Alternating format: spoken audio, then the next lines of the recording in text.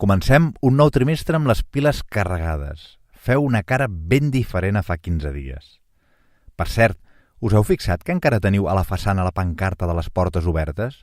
És que hi posa 13 de març i ja som, com qui diu, al maig. Em sembla que l'hauríeu de treure.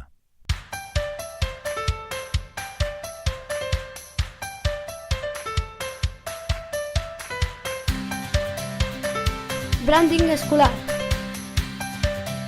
El podcast per fer de la teva escola una gran marca.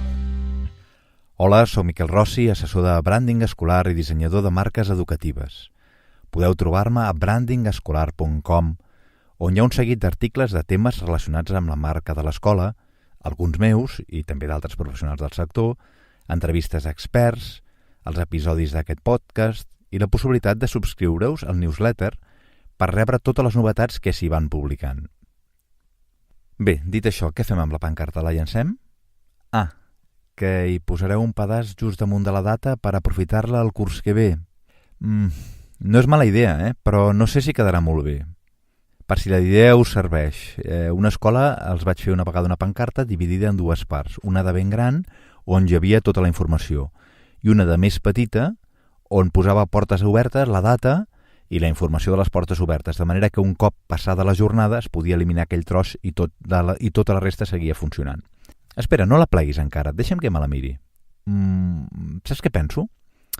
Que hi ha massa informació i no està jerarquitzada. La gent que passa pel carrer no sap on fixa la vista. Hauria de ser més simple, dir només l'imprescindible. El primer que hem d'aconseguir sempre és captar l'atenció. Si ho aconseguim, ens llegiran, si no, no tenim res a fer. I per què hi poseu de titular portes obertes com tothom? Totes les escoles fan les portes obertes i a la vegada. Per més que les lletres portes obertes fossin grans com un tramvia, si no els doneu un sol motiu per venir, no ho faran. No, posar vine a conèixer-nos amb un parell d'admiracions no és donar-los un motiu. Això és el que us interessa a vosaltres, no als pares. No els digueu que vinguin, digueu-los alguna cosa que faci que vulguin venir. I això és importantíssim, Heu de pensar per què els ha d'interessar venir a la vostra escola.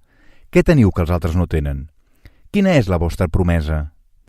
I per a tanta gent que veurà la pancarta, però que ara mateix no té necessitat de venir a les portes obertes, que són més del 99%, no hi teniu cap missatge? No els dieu res? Doncs llavors me la guanyada pancarta. Podeu aprofitar l'oportunitat de transmetre'ls una informació molt valuosa, la possibilitat que sàpiguen què és important en aquesta escola, allò que només vosaltres teniu, perquè d'aquesta manera consolideu la vostra marca. Més coses. La foto està molt bé. Que l'ha fet una professora amb el seu iPhone? Doncs ha quedat molt bé. La foto de la pancarta és també fonamental perquè reforçarà visualment el missatge principal. Ha de ser bona. No, més encara, boníssima. Ara bé, el que ha de fer una foto és reforçar el missatge. Si parles de personalització, no pots posar-hi una foto de 7 nens. Si parles d'anglès, no els posis al pati. Si parles d'acolliment i convivència, no hi posis només una nena. No només ha de quedar bé la foto, ella mateixa ha d'informar. A partir d'aquí, la resta del text podria ser amb la lletra molt més petita. Mira, hi ha d'haver dues mides de text. El text per captar l'atenció i el text per a qui ja està interessat.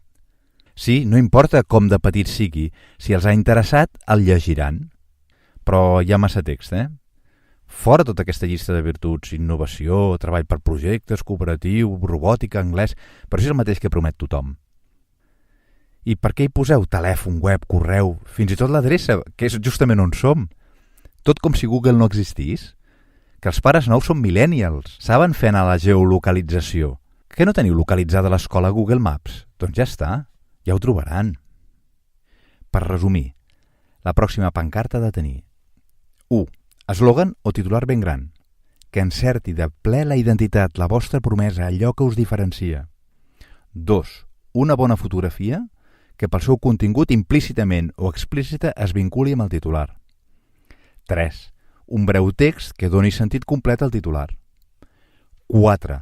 La data prou gran per trobar-la ràpidament, però molt més petita que els textos que hem dit fins ara. 5. Portes obertes i a sota, si realment aporta alguna cosa, l'explicació de què fareu. 6. El logo i 7. En petit, la URL del web si cal. un darrer suggeriment. Que guardar la pancarta no sigui sinònim de no fer campanya fins l'any que ve. Estem tot l'any fent campanya, sigui o no època de preinscripció, oi que sí? Bé, fins la setmana que ve.